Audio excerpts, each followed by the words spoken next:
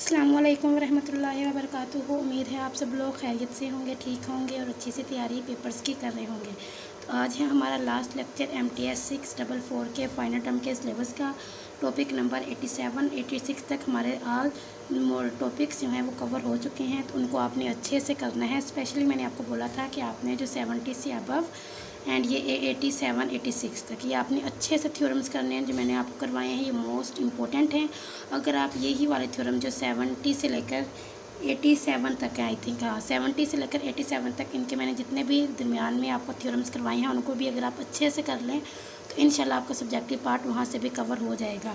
तो इनको आपने बहुत ज़्यादा फोकस करना है और अच्छे से पेपर्स की तैयारी करनी है। थ्योरम्स की स्टेटमेंट को अच्छे से रीड आउट करके जाना है ताकि आपका MCQs में कहीं भी मार्क्स डिडक्ट ना हो। MCQs इसमें 100% ले सकते हैं आप जस्ट थ्योरम्स की स्टेटमेंट को अच्छे से करके, या कोई भी अगर आपके पास फाइल है तो उस फाइल को अच्छे से करना है आपने। तो इंशाल्लाह आपके MCQs में फुल मार्क्स आएंगे और सब्जेक्टिव भी आपका बहुत अच्छा होगा। ये सब्जेक्ट इतना मुश्किल है नहीं जितना स्टूडेंट इसको समझते हैं। तो आपने इसको अच्छे से करना है। होप सो कि आप के फुल मार्क्स इसमें आएंगे 4/4 CGPA, ठीक है। तो चलिए स्टार्ट करते हैं। हमारा टॉपिक नंबर 87। आपने बताना है कि ये आपने F का मैग्नीट्यूड लिया, ये क्या है, मेजरेबल है। अब आपको मैंने बताया था ये जितने भी मेजरेबल आपने प्रूफ करने हैं, ये वाले ये जितने भी थे मैंने आपको बोला था कि ये आपने 1 बाय 1 सबको प्रूफ करना है कि ये मेजरेबल हैं। इनमें से ये मैंने आपको स्किप करवाया था क्योंकि इसका जो प्रूफ था वो इतना ज़्यादा लेंथी था कि वो पेपर में आने के उसके चांसेस बहुत ज़्यादा कम थे, तो इसलिए मैंने उसको थोड़ा स्किप करवा दिया था। बाकी ये सारे प्रूफ मैंने आपको करवाए हैं, तो इनको आपने अच्छे से करना है, ठीक है। इनमें से 1 या 2 आपके आएंगे इंशाल्लाह। अब आपने क्या करना है, आज आपने प्रूफ करना है कि ये F का जो मैग्नीट्यूड है ये मेजरेबल है या नहीं। तो आपने इसको ये मैंने आपको बोला था कि जितने भी ये थ्योरम्स हैं ये वाला जो आपने प्रूफ करने थे, इनमें फर्स्ट लाइन में आपने ये लिखना है, ठीक है। F is measurable, F of X is greater than A belong to measurable, ठीक है। आपने ये वाला जहाँ पर भी ऐसा कोई प्रूफ आएगा आपने वहाँ ये लिखना है। फिर सेकेंड स्टेप, अब आपने प्रूफ क्या करना है, we need to show that कि ये वाला जो है ये मेजरेबल है, ठीक है। तो यहाँ पे F की जगह आप क्या लिख देंगे, F का मैग्नीट्यूड X, क्योंकि हमने F के मैग्नीट्यूड को यहाँ पे प्रूफ करना है। अब आपको पता है कि ये पॉजिटिव भी होता है और ये नेगेटिव भी होता है, तो आप इसको कैसे लिख सकते हैं, यहाँ पे F of X is greater than A union F of X is less than -A। मतलब ये पॉजिटिव भी होता है और ये नेगेटिव भी होता है। A इज़ ग्रेटर दैन 0 के लिए इसका ये वैल्यू होगी और A इज़ लेस दैन 0 के लिए ये बाकी जितने भी डोमेन्स होती हैं वो आ जाएंगी। तो ये सारी क्या है, ये मेजरेबल है और ये भी मेजरेबल है। तो आप यहाँ पे लिख सकते हैं कि F ऑफ X का मैग्नीट्यूड ग्रेटर दैन A क्या है, ये मेजरेबल है, तो इसमें ये भी क्या होगा, मेजरेबल होगा। अगर आपको नहीं समझ आई तो मैं एक बार फिर से रिपीट कर देती हूँ। आपने क्या प्रूफ करना है कि F का जो मैग्नीट्यूड है ये मेजरेबल है। ये आपको ऑलरेडी ये पता है कि ये क्या है, मेजरेबल, तो आपने इसी को लेके चलना है और इसको प्रूफ करना है। आप F की जगह क्या लिख देंगे, F का magnitude of X is greater than A belongs to measurable, ये हमने प्रूफ करना है। तो ये जब आप यहाँ पे लिखेंगे तो आपको पता है ये जो F का मैग्नीट्यूड होता है ये पॉजिटिव भी होता है, ये नेगेटिव भी होता है। तो A इज़ ग्रेटर दैन 0 के लिए इसकी ये 2 वैल्यूज़ होंगी और A इज़ लेस दैन 0 के लिए या A इक्वल टू 0 के लिए इसकी बाकी कोई भी और वैल्यू आ सकती है, या ये 2 वैल्यू आ सकती हैं या कोई और वैल्यू। डोमेन D को हम डोमेन से शो करते हैं, ये भी मेजरेबल है और ये दोनों भी क्या है, मेजरेबल हैं। तो इसका क्या मतलब है कि आपके पास ये जो सारा है ये क्या है, मेजरेबल, और अगर ये सारा मेजरेबल है तो इसका मतलब है कि ये भी मेजरेबल है, ठीक है। ये इतना सा प्रूफ था, ये थोड़ा सा इंपॉर्टेंट है, तो आपने इसको अच्छे से करना है। बाकी ये आपके सब्जेक्टिव ऑब्जेक्टिव दोनों के लिहाज से बहुत ज़्यादा इंपॉर्टेंट है। इसमें आपने क्या करना है, इसको कहते हैं F मैक्सिमम G। अब इसका फार्मूला होता है मैक्सिमम F ऑफ G और इसके maximum F of G equal होता है 1/2 F plus G plus F minus G, ठीक है। जब ये ऐसे होगा तो ये मैक्सिमम होगा और यहाँ पे प्लस का साइन आएगा, ठीक है। तो ये बात आपने याद रखनी है। ये जो V होता है ये यहाँ प्लस आता है इसमें, और इसमें अब हम ये ऑलरेडी प्रूफ कर चुके हैं कि F प्लस G भी मेजरेबल है, F माइनस G भी मेजरेबल है। अब ये दोनों मेजरेबल हैं तो इसका मतलब है कि ये सारा क्या है, मेजरेबल। ये मेजरेबल है तो ये मेजरेबल है, ये मेजरेबल है तो ये मेजरेबल है। तो ये बहुत ज़्यादा ईजी था। ये आपके MCQs में भी ये वाला वो पूछ सकते हैं, या इसके इक्वल आपने ये वाला फार्मूला पूछ सकते हैं MCQs में कि मैक्सिमम F ऑफ G किसके इक्वल होता है, तो ये आपने याद रखना है। नेक्स्ट है आपके पास ये ऐसे, जिसका आप इंटरसेक्शन के साइन भी कह सकते हैं, थोड़ा बहुत उस जैसे है ये, तो ये मिनिमम F ऑफ G के इक्वल होता है। आपने इसको प्रूफ करना है कि ये मेजरेबल है या नहीं। इसका फार्मूला होता है 1/2 F plus G minus F minus G, ठीक है। मिनिमम है तो यहाँ माइनस आएगा, मैक्सिमम है तो यहाँ पर प्लस आएगा। अब यहाँ पर भी आपको पता है कि ये भी मेजरेबल है, ये भी मेजरेबल है, तो तो इसका मतलब है कि ये सारे वैल्यू क्या है, मेजरेबल। तो इसका मतलब है कि ये भी आपके पास क्या होगा, मेजरेबल होगा। तो ये बहुत ज़्यादा इंपॉर्टेंट थ्योरम है, ये बहुत ज़्यादा इंपॉर्टेंट थ्योरम है। यहाँ पे सिर्फ इतना सा चेंज है कि यहाँ पे आपने एक बार ये वाला स्टेप लिखना है, जिसमें लिखना है x f of x is greater than a और x f of x is greater than minus a. ठीक है, ये वाला स्टेप। अब ये दोनों मेजरेबल हैं तो इसका मतलब ये वाला मेजरेबल होगा और इसी में एफ़ का मैग्नीट्यूड आ रहा है तो ये भी मेजरेबल होगा। तो ये हमने प्रूफ कर लिया। यहाँ पर आपके ये वाले प्रूफ एंड हो रहे हैं। बहुत ज़्यादा इंपॉर्टेंट थे ये सारे जितने भी प्रूफ थे। 87 तक, 70 से 87 तक आपने मॉड्यूल्स टॉपिक्स को अच्छे से करना है सब्जेक्टिव के लिए। ठीक है, जो थोड़े से ऐसे स्टूडेंट हैं जिनकी माइंड की कैपेसिटी ज़्यादा नहीं है, वो ज़्यादा प्रिपेयर नहीं कर सकते, तो वो स्पेशली ये जो 80 से 87 तक वाले हैं इनको सब्जेक्टिव के लिए अच्छे से प्रिपेयर करके जाएँ। ठीक है जी। नेक्स्ट है आपके पास एक topic number 88 restriction of function definition है। इसको बस एक बार आप लोग देख लें कि अगर आपके पास एक फंक्शन है उसको आप अप्लाई करवा रहे हैं एक्स को वाई पे एंड, और इसमें ए क्या है, सबसेट है एक्स का, और एक दूसरा फंक्शन है जी। आपने दो फंक्शन लिए जहाँ पर एक्स है वाई के साथ और यहाँ पे क्या है, ए फंक्शन है वाई के साथ डिफाइंड एज। अब इसको आप कैसे डिफाइन कर सकते हैं कि एफ ऑफ एक्स किसके इक्वल होगा, जी ऑफ एक्स।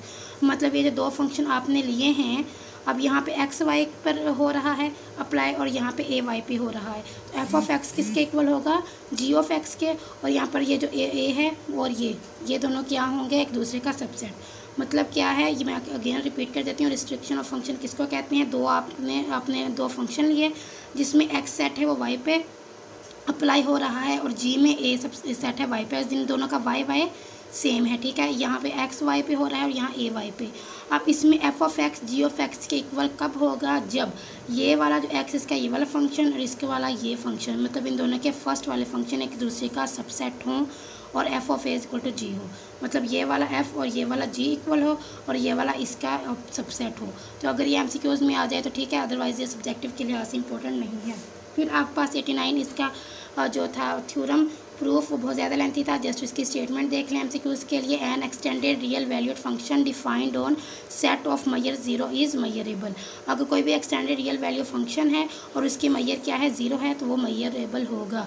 ये नहीं होगा कि आपके एमसीक्यूज़ में अगर है कि अगर एक सेट है उसके मैयर 0 है तो क्या वो मैयरेबल है या नहीं है, तो आपने क्या बताना है कि 0 वाला भी क्या होता है, मैयरेबल होता है। जिसके मैयर 0 होती है वो भी मैयरेबल होता है, तो आपने इसको एमसीक्यूज़ के लिए याद करना है। अब ये जो है टॉपिक नंबर 90, ये भी सब्जेक्टिव के लिहाज से इसमें थोड़ी प्रूफ आ रहे हैं, तो आपने इसको भी अच्छे से करना है। ठीक है, ये जस्ट पहले यहाँ पे इसकी स्टेटमेंट देखें, ये आपके एमसीक्यूज़ के लिए है। यहाँ पे देखें let F of N be a sequence of extended real valued function, ये आपके एमसीक्यूज़ में गिवन होगी। यहाँ पे ये वाले कुछ आपके एमसीक्यूज़ में आ सकते हैं कि मैक्सिमम एफ ऑफ आई किसके इक्वल होता है, मिनिमम एफ ऑफ आई के। ठीक है, मैक्सिमम किसके इक्वल होता है, मिनिमम के, और ये क्या है, मैयरेबल है। फर्स्ट ये है आपके पास। सेकेंड है सुप्रीमम एफ ऑफ एन किसके इक्वल होता है, इन्फीमम एफ ऑफ एन के, तो ये भी आपके पास क्या है, मैयरेबल है। फिर थर्ड है आपके पास limit N approaches to N F of N, ये ऊपर लाइन का मतलब होता है सुप्रीमम और नीचे वाला लाइन का मतलब होता है इन्फीमम। अगर limit N approaches to N F of N, ये ऊपर लाइन, और limit N approaches to N नीचे लाइन एफ ऑफ एन, ये भी क्या है, एक दूसरे के इक्वल हैं। ये इसकी थर्ड इक्वेशन है। फिर लास्ट है आपके पास if limit N approaches to infinity F of n है तो वह किसके इक्वल है, एफ के। ठीक है, तो ये भी मैयरेबल है। ये 4 हैं और ये आपके पेपर में आ सकती हैं एज ए एमसीक्यूज़। ठीक है, मैक्सिमम और minimum f of I equal होते हैं और ये मैयरेबल भी होते हैं। सुप्रीमम इन्फीमम ये भी मैयरेबल होती हैं और इक्वल होती हैं। लिमिट एफ ऑफ एन ऊपर लाइन और ये नीचे लाइन ये भी इक्वल होती हैं, और limit N approaches to infinity F of N किसके इक्वल होता है, एफ के। तो ये भी आपके पास क्या है, मैयरेबल है। अब जी नेक्स्ट है आपके पास टॉपिक नंबर 91। टॉपिक नंबर 91 में ये वाला प्रूफ था इसका कि supremum F of N is equal to infimum N approaches to N F of N. बहुत लेंथी था, आई थिंक 2 पेजेस पे आ रहा था, तो इसको मैंने स्किप किया है। आपने बस इसको एज एमसीक्यूज़ याद रखना है कि सुप्रीमम एफ ऑफ एन किसके इक्वल होता है, इन्फीमम एफ ऑफ एन के, और एक्सटेंडेड रियल वैल्यूड फंक्शन में। ठीक है, तो ये बात आपने याद रखना है, ये आपके एमसीक्यूज़ में आ सकती है। फिर नेक्स्ट हम करेंगे इन तीनों का आपने प्रूफ करना है, इसके बाद आपका सिलेबस एंड हो जाएगा। ठीक है, ओके। 91 में है maximum f of i, minimum f of i, ये भी एक दूसरे के क्या हैं, इक्वल हैं और ये मैयरेबल है। इसका प्रूफ भी थोड़ा सा लेंथी था तो इसको भी मैंने स्किप करवाया है, बहुत ज़्यादा लेंथी था, बस आपने इसको एज एमसीक्यूज़ याद रखना है। अब 92, 93 लास्ट आपके हैं, इसमें आप लोगों ने प्रूफ करना है। ये देखें इनके जो थ्योरम्स के प्रूफ थे थोड़े से शॉर्ट थे और ये इनके पेपर में आने के चांसेस भी थे, तो इसीलिए मैंने ये प्रूफ आपको करवाऊंगी। लिमिट ऊपर लाइन ये इसको आप लोग पढ़ते हैं supremum F of N, limit infimum F of N, इसको आपने प्रूफ करना है कि दोनों मयरेबल हैं। अब आपने इसको लिखना है, इसका ये फार्मूला होता है limit N approaches to N, इसके ऊपर ये लाइन सुप्रीमम, ये इक्वल होता है infimum N approaches to N supremum F of K. ठीक है, ये इतनी सी बात आप लोगों ने पहले याद रखनी है।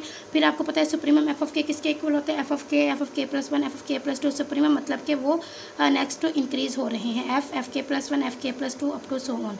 अब यहाँ पे हम लोग के की वैल्यू पुट कर देते हैं, F1 F2 F3 up to so on. ये किसके इक्वल होगा, F1 के। ये जो फर्स्ट होते हैं ना फंक्शन, इसी के इक्वल होते हैं। अब यहाँ पे मैंने स्टार्ट आपको एग्जांपल देने के लिए स्टार्ट किया supremum F2 F3 F4 F5 up to so on, तो ये किसके इक्वल होगा, F2 के इक्वल होगा।